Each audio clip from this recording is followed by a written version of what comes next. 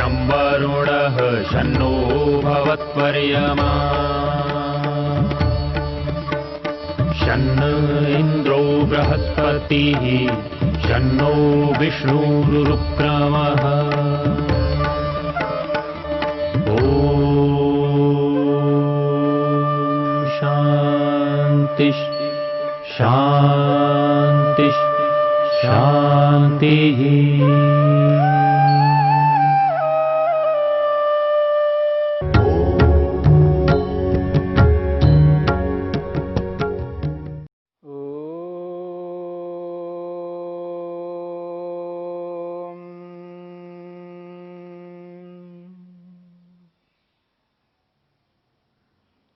साधन पाद के 28वें सूत्र को लेकर के हम विचार कर रहे हैं।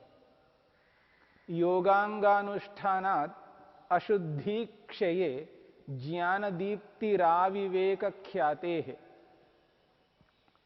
महर्षि पतंजलि कहते हैं योगांगानुष्ठानात् योग के 8 अंगों का अनुष्ठान करने से, अर्थात योग के 8 अंगों को अपने जीवन में उतार लेने से,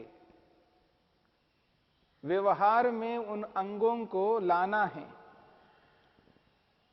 यम नियम आदि इन अंगों को जब हम अपने व्यवहार में लाते हैं तो कहते हैं अशुद्धि क्षये। अशुद्धि अविद्या, अस्मिता, राग, द्वेष और अभिनिवेश रूपी अशुद्धि का नाश होता है, उसका क्षय हो जाता है। और ज्ञान दीप्ति ही, ज्ञान की दीप्ति यानी ज्ञान का प्रकाश होता है। और ये ज्ञान का प्रकाश बढ़ता ही जाता है। कब तक बढ़ेगा? तो महर्षि कहते हैं आविवेक ख्याते है। जब तक अविप्लव वाली विवेक ख्याति प्राप्त नहीं होती है।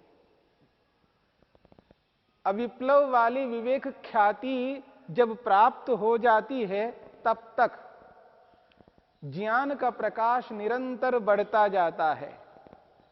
और ज्ञान के प्रकाश के बढ़ने के पीछे यम नियम आदि योग के अंग हैं। जैसे जैसे योग के अंगों का अनुष्ठान होता जाता है, यानी जिस अंश में, जिस प्रतिशत में जितना जितना योग के अंग का पालन होता है, उतने उतने अंश में ज्ञान का प्रकाश बढ़ता जाता है। इसलिए महर्षि वेदव्यास कहना चाहते हैं जैसे जैसे हम योग के अंगों का अनुष्ठान करते हैं, अहिंसा, सत्य, अस्तेय, ब्रह्मचर्य, अपरिग्रह, शौच, संतोष, तप, स्वाध्याय, ईश्वर प्रणिधान, आसन, प्राणायाम, प्रत्याहार, धारणा, ध्यान, इन सभी अंगों का जिस जिस प्रतिशत में हम अपने जीवन में उनका आचरण करते हैं, व्यवहार में उतारते हैं, उनको धरती पर लाते हैं, उसी अंश में, उसी प्रतिशत में ज्ञान का प्रकाश बढ़ता जाता है। ये जो ज्ञान का प्रकाश है, ये विवेक है, यथार्थता है। जो वस्तु जैसी है उस वस्तु को उसी रूप में व्यक्ति अनुभव करता है, महसूस करता है, और वैसा ही उस वस्तु के साथ व्यवहार करता है। उचित वस्तु है, अनुकूल वस्तु है, सुखदायी वस्तु है तो उसको ग्रहण करता है, अपनाता है। और यदि दुखदायी है, प्रतिकूल है, जिससे हानि होती है, उस वस्तु को अपने से दूर करता है। ये जो यथार्थ बोध है, ये योग के अंगों के अनुष्ठान करने पर होता है। इसलिए महर्षि वेदव्यास कहते हैं जैसे जैसे इन अंगों का पालन होता है, वैसे वैसे ज्ञान का प्रकाश बढ़ता जाता है। और जब ज्ञान का प्रकाश बढ़ना बंद हो, इसका अभिप्राय है विवेक ख्याति का प्राप्त होना। विवेक ख्याति जब प्राप्त हो जाती है तो ज्ञान का प्रकाश बढ़ना रुक जाता है। यानी जितना प्रकाश होना चाहिए, जितना ज्ञान होना चाहिए, उतना ज्ञान हो गया तो समझ लेना विवेक ख्याति की प्राप्ति हो जाती है। एक ओर से विवेक ख्याति की प्राप्ति, दूसरी ओर से अशुद्धि का नाश। अशुद्धि का नाश और विवेक ख्याति की प्राप्ति, ये दो स्थितियां यहां पर बताई जा रही है। योग के अंगों का अनुष्ठान करने पर ये दोनों स्थितियां उत्पन्न हो जाती हैं। यानी अशुद्धि का हटना, अशुद्धि का दूर हो जाना, ये योग के अंगों का अनुष्ठान करने का परिणाम है। विवेक ख्याति की प्राप्ति, विवेक ख्याति प्राप्त हो रही है, इसके पीछे योगांग कारण है। महर्षि वेदव्यास स्पष्ट शब्दों में कहते हैं, योगांगानुष्ठानाम अशुद्धेः वियोग कारणम। योगांगानुष्ठानाम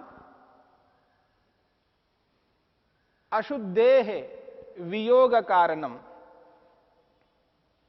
योगांगानुष्ठानाम, योग के अंगों का अनुष्ठान जब व्यक्ति करता है तो अशुद्धेः, अशुद्धि का वियोग का कारण, यानी अशुद्धि के हटने का कारण बन जाता है। अशुद्धेः वियोग कारणम योगांगानुष्ठानाम, इस प्रकार यदि अन्वय किया जाता है, अशुद्धेः, अशुद्धि के, वियोग कारणम, वियोग का कारण यानी हटने का कारण, अशुद्धि के आत्मा से, मनुष्य से पृथक होने के कारण में यहां पर योगांगानुष्ठान है। यानी अशुद्धि हट रही है तो समझ लेना योगांगानुष्ठान वहां पर कारण है। फिर कहा विवेक ख्यातेस्तु, विवेक ख्याति के प्राप्ति ही, विवेक ख्यातेस्तु प्राप्ति कारणम, विवेक ख्याति के प्राप्त होने के पीछे कारण है योगांगानुष्ठानम, योग के अंगों का अनुष्ठान करना। यानी यहां पर दो प्रकार के कारण हैं, यानी दो प्रकार की स्थितियां हैं, एक वियोग का कारण और एक प्राप्ति का कारण। एक पृथक होने के पीछे कारण और एक प्राप्ति का कारण। पृथक होने के पीछे कारण योग का अनुष्ठान है, योग के अंगों का आचरण है, और विवेक ख्याति की जो प्राप्ति हो रही है, इसके पीछे भी कारण योग के अंगों का अनुष्ठान है। तो ये योगांगानुष्ठान जो है, दो प्रकार के कारणत्व को प्राप्त हो रहा है। योग का आचरण करने से, योग का अनुष्ठान करने से व्यक्ति दो स्थितियों को प्राप्त कर लेता है, एक अशुद्धि हट जाती है और एक विवेक ख्याति प्राप्त होती है। अब ये दो स्थितियां जो बन रही है, इन दो स्थितियों को समझने के लिए महर्षि वेदव्यास ने दो उदाहरण दिए। जैसे अशुद्धि को हटाने के पीछे कारण योग के अंगों का अनुष्ठान बताया है, महर्षि वेदव्यास उदाहरण देते हैं, यथा परशुच्छेद्यस्य, परशुः छेद्यस्य, परशु कहते हैं कुल्हाड़े को, कुल्हाड़ी, और छेदस्य कहते हैं जो टूटने वाली वस्तु, लकड़ी। जैसे लकड़ी टूटने वाली है, फटने वाली है, दो विभागों में विभक्त होने वाली है लकड़ी। एक लकड़ी है, उसको दो विभाग किया है, तो लकड़ी के दो विभाग होने के पीछे लकड़ी के वियोग होने के पीछे, पृथकत्व को प्राप्त होने के पीछे यदि कोई कारण है, वो है परशु, कुल्हाड़ी। जैसे लकड़ी के वियोग होने के पीछे कुल्हाड़ी कारण है, वैसे ही अशुद्धि के हटने के पीछे कारण योग के अंगों का अनुष्ठान है, योग का आचरण है। योग का आचरण अशुद्धि को हटाने वाला है। फिर महर्षि वेदव्यास ने एक दूसरा उदाहरण दिया है। वो कहते हैं, विवेक ख्यातेस्तु प्राप्ति कारणम, विवेक ख्याति के प्राप्ति के पीछे कारण योगांगानुष्ठान है। यदि विवेक ख्याति प्राप्त हो रही है, अविप्लव वाली विवेक ख्याति, सदा रहने वाली विवेक ख्याति प्राप्त हो रही है, तो उसके पीछे कारण योगांगानुष्ठान है। प्राप्ति का भी कारण बन रहा है और वियोग का भी कारण बन रहा है। अशुद्धि का वियोग और विवेक ख्याति की प्राप्ति, इन दोनों के पीछे कारण योगांगानुष्ठान है। तो विवेक ख्याति की प्राप्ति का जो कारण योगांगानुष्ठान है, ठीक इसी प्रकार से महर्षि वेदव्यास ने एक उदाहरण से समझाया है। कहते हैं, यथा धर्मः सुखस्य, धर्मः सुखस्य, सुखस्य प्राप्ति कारणम धर्म। यदि सुख की प्राप्ति हो रही है तो वह धर्म कारण होता है। सुख के प्राप्ति के पीछे कारण धर्म है। जैसे धर्म से सुख मिलता है, ऐसे ही योगांगानुष्ठान से, योग के अंगों के अनुष्ठान से विवेक ख्याति की प्राप्ति होती है। अविप्लव वाली विवेक ख्याति को प्राप्त करना मनुष्य का उद्देश्य है। इसी से व्यक्ति अपने प्रयोजन को पूर्ण कर सकता है। न अन्यथा कारणम, महर्षि वेदव्यास कहते हैं, न अन्यथा कारणम, दूसरा और कोई कारण नहीं है। अशुद्धि को हटाने के पीछे योगांगानुष्ठान के अलावा और कोई कारण नहीं है। न अन्यथा कारणम, यही एकमात्र कारण है जिसके बिना अशुद्धि हट नहीं सकती, पृथक नहीं हो सकती। काम, क्रोध, लोभ, मोह, ईर्ष्या, अहंकार, जितने भी शत्रु हमारे मन के अंदर विद्यमान हैं, इनको हटाना है, इनको दूर करना है, तो योग के अंगों का अनुष्ठान करना ही एकमात्र कारण है। दूसरा और कोई कारण नहीं है। इसलिए महर्षि वेदव्यास कहते हैं, न अन्यथा कारणम, दूसरा कोई कारण नहीं है। फिर महर्षि वेदव्यास ने कहा, विवेक ख्याति को प्राप्त करना है, अविप्लव वाली विवेक ख्याति को प्राप्त करना है, तो उसके पीछे भी योगांगानुष्ठान ही कारण है। इसके अतिरिक्त और कोई कारण नहीं है। जैसे सुख की प्राप्ति में धर्म कारण है, और कोई कारण नहीं है। सुख की प्राप्ति में धर्म कारण है। आत्मा तृप्त होती है, संतुष्ट होती है, प्रसन्न होती है, भय रहित होती है, धर्म के कारण से। क्योंकि जो सुख प्राप्त होता है उससे व्यक्ति तृप्त होता है। यदि व्यक्ति तृप्त हो रहा है, संतुष्ट हो रहा है, सुखी हो रहा है, तो वहां पर धर्म कारण है। हां, अधर्म से व्यक्ति को लगता तो है उसको सुख प्राप्त हो रहा है, पर वो सुख प्राप्त नहीं हो रहा होता है, क्योंकि वहां प्रसन्नता नहीं होती।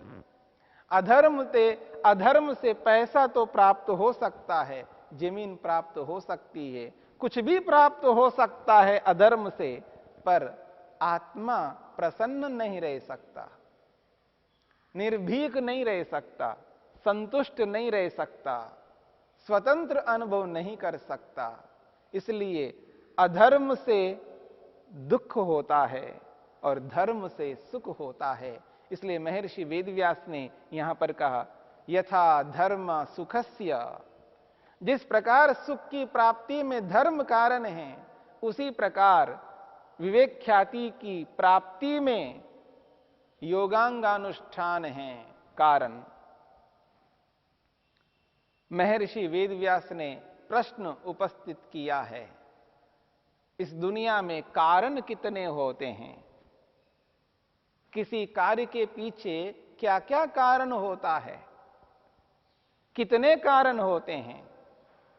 कतिच एतानि कारणानि शास्त्रे भवन्ति। कतिच एतानि कारणानि शास्त्रे भवन्ति।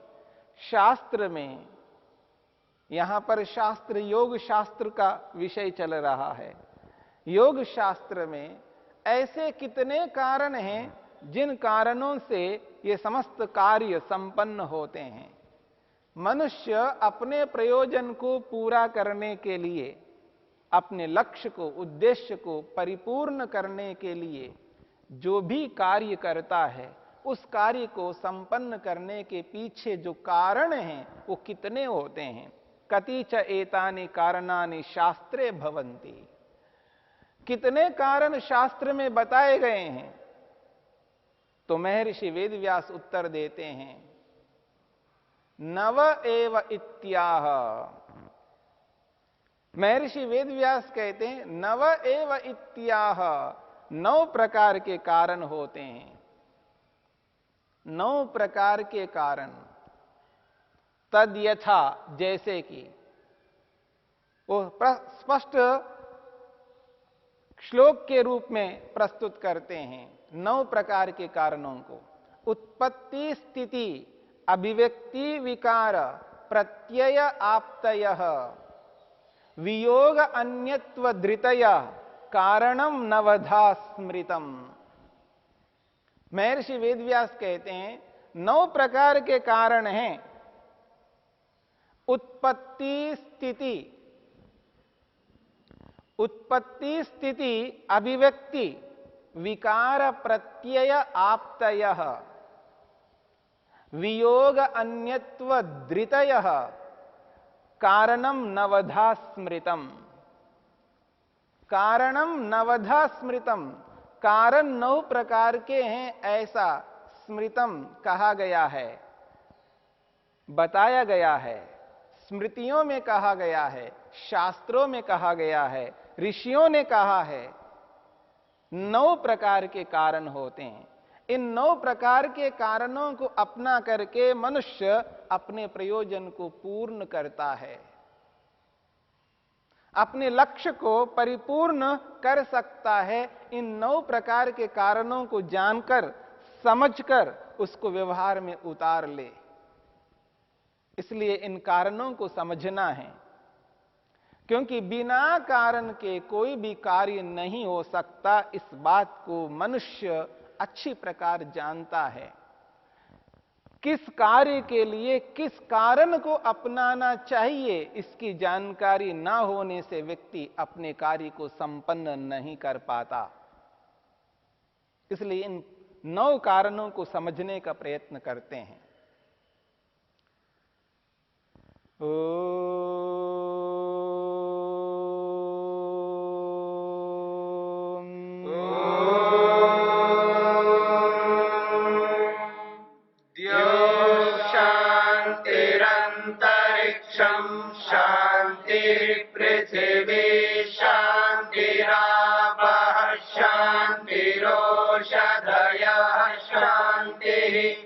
वनस्पतयः शान्तिर्विश्वे देवा शान्तिर्ब्रह्म शान्ति सर्वं शान्ति शान्तिरेव शान्ति क्षमा शान्तिरेधि। ॐ शान्ति शान्ति शान्ति।